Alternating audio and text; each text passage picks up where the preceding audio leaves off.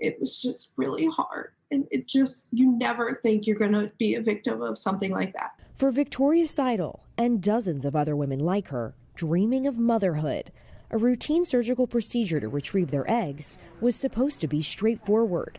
They tell you it's non-invasive, and all you are thinking about in that moment is how many eggs did we get? Especially since, after careful research and doctors' referrals, they chose to freeze their eggs or undergo in vitro fertilization at Yale University's fertility center. It took a toll, but it's Yale. I was going to make it work. But as a federal investigation later discovered, a nurse at the clinic stole hundreds of vials of fentanyl for her own use over a 5-month period in 2020, replacing the powerful medication with saline solution. That pain medicine that was supposed to provide comfort to women during the egg extraction. Instead, both during and after their procedures, the women describe being in excruciating pain. It's just like this stabbing internal pain that no one should ever feel, ever.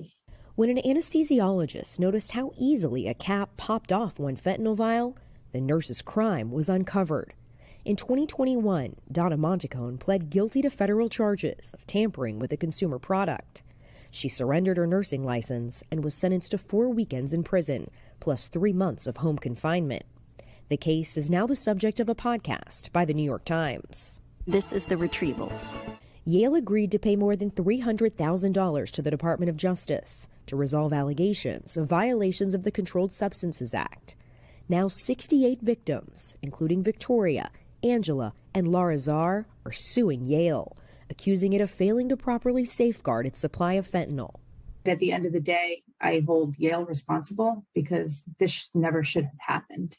A spokesperson for the university says Yale deeply regrets the distress suffered by some of its patients, adding the center also reviewed its procedures and made changes to further oversight of pain control and controlled substances. This is something that has changed me and my family's life forever. As it happens, I've undergone this very procedure. I had my eggs retrieved and frozen back in 2021, not long after these women had their deeply traumatic experiences, so this really hits close to home for me. When I went through this process, I worried about a lot of things, but the actual procedure, experiencing this level of pain that they described, was not one of them. The women I spoke to all agreed. The takeaway here is to listen to your body. If something doesn't feel right, do not hesitate to speak up, and definitely don't blame yourself.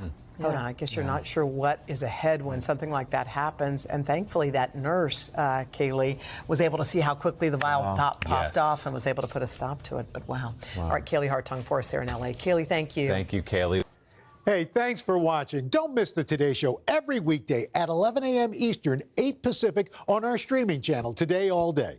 To watch, head to today.com/allday or click the link right here.